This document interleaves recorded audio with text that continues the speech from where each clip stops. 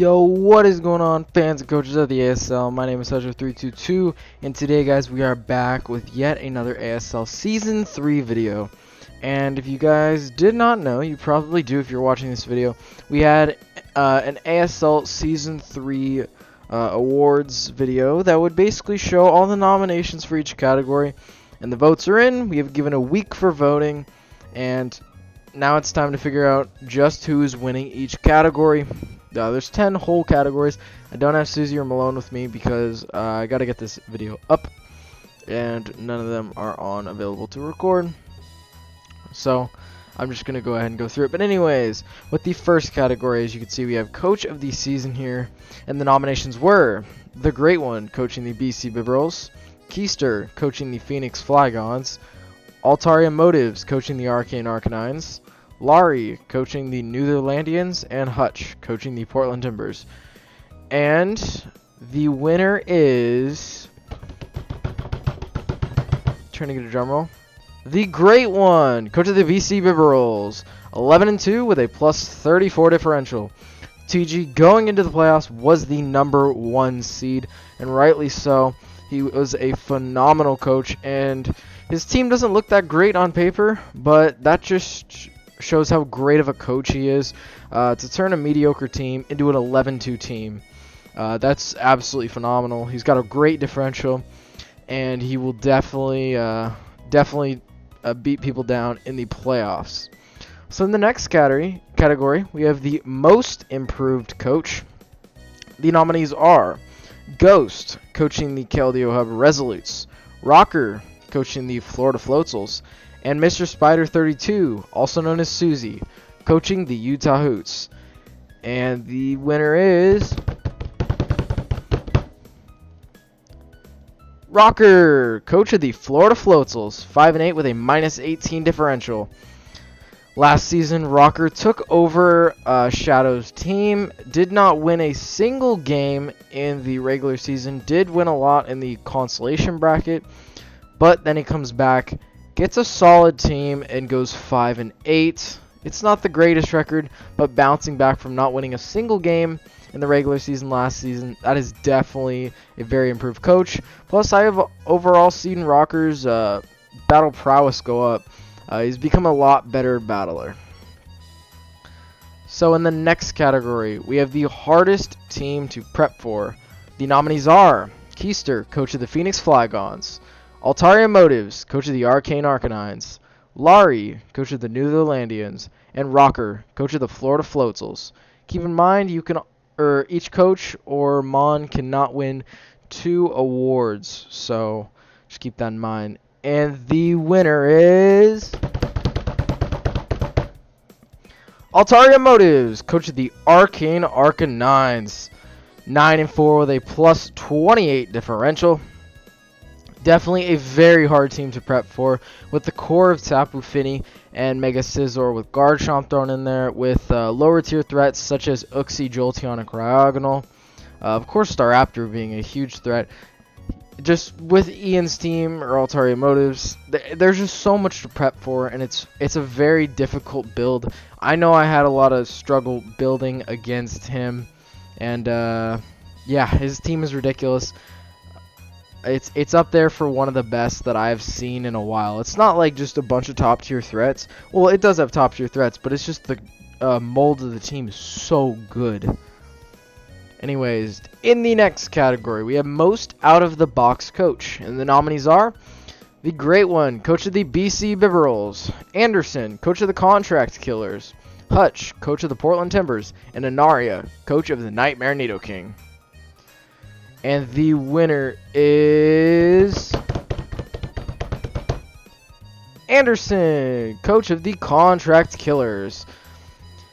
And he was a very, very out-of-the-box coach. If you guys don't remember, he was the one that took over the team. He drafted, like, Togekiss first, then he drafted, like, Snorlax. He had, like, at the end, he had, like, Mamoswine, Nidoqueen, Togekiss. It's just most of the season, or just most of his games, he used a lot of underrated Mons. He hardly had top tier mons. Like his first overall pick was Togekiss, and I've seen that happen before, not just in this draft, but yeah, it's not even a tiered draft. Well, it's so you have to draft systematically, so it's a little bit different. But he turned around one of the worst teams in the league and turned it into a pretty good differential, creeping over that 500 mark. Next up, we have the best offensive Mon, and the nominees are Darmanitan of the Keldeo Hub Resolutes, Mega Sharpedo, coach of the St. Louis Swablues, well, of the Denver Nummels, then traded to the St. Louis Swablues, Staraptor of the Arcane Arcanines, Weavile of the Phoenix Flygons, and Mega Deoncé of the Utah Hoots. And the winner for the best offensive Mon is Darmanitan of the Keldeo Hub Resolutes, also known as the Crispy Gorilla. Ghost used this thing amazingly. He ripped holes. I think he had like 12 kills in a matter of 3 weeks. That's just ridiculous. It was the kill leader, so I guess it's only right to give it offensive Mon. And Darmanitan's a very straightforward Mon, and you don't usually see it win offensive Mon of the year. But it hits so hard, and Ghost uses it so well. Yeah, he had like 2 games where it had 5 kills, and I remember that. So, next up, we have the best defensive Mon, and the nominees are Suicune of the Netherlandians, Landorus Therian of the BC Bibarels, Hippowdon of the Portland Timbers, Clefable of the Intermilotic, and Tapu Fini of the Arcane Arcanines. Now, the winner of best defensive Mon is Tapu Fini, coach of the on the Arcane Arcanines. 12-5 with 11 games. Tapu Fini was amazing. It was amazing. This thing rarely died in the matches it came to. Plus, it was just a great wall. And that's why it definitely deserves this. And it had a great partner. It had a great partner in Mega Scizor. And Mega Scizor really helped take down its threats, being grass types and poison types. Didn't help as much with the electric types, but that's why Garchomp was there to provide it. And Tapu Fini, this is the best season I've ever seen of a Tapu Fini. And it was the right team comp, for sure. Next up, we have the best overall Mon, and the nominees are Weavile of the Phoenix Flygons, Mega Sharpedo of the Denver Nummels, then traded to the St. Louis Swablues, Thundurus Therian of the Florida Floatzels, Tapu Fini of the Arcane Arcanines, and Victini of the Portland Timbers. And the winner of the best overall Mon, also known as the MVP, is Weavile of the Phoenix Flygons, 14-4 in 8 games. And of all the threats that Keister had, he used Weavile the best. And Weavile, if you guys didn't know, is the ASL kill leader of all time. It has like 35 total kills or something high like that. It's ridiculously high. But Weavile was just so good with his team. It helped out the Mega Venusaur immensely, getting rid of those flying and psychic types. Plus, he just used Weavile so well. Weavile is a great Pokemon. It's generally up there almost every time for MVP or for at least offensive Mon of the year. So next up, we have the best 7th Mon. So a Mon that was brought less than 7th games but still made a great impact. And the nominees are Chandelure of the Contract Killers, Cryogonal of the Arcane Arcanines, Volcarona of the BC Bibarels, Emboar of the Phoenix Flygons, and Slurpuff of the Netherlandians. Now the best 7th Mon is Volcarona of the BC Bibarels, 9-1 in 6 games. This thing put on a lot of pressure in the games that it did come, and it only died once. That's pretty impressive. So when TG brought this, it was very effective, so he picked the right weeks to bring it. And Volcarona is usually a Mon that you see brought a lot, but TG didn't bring it as much, and he still made it really effective.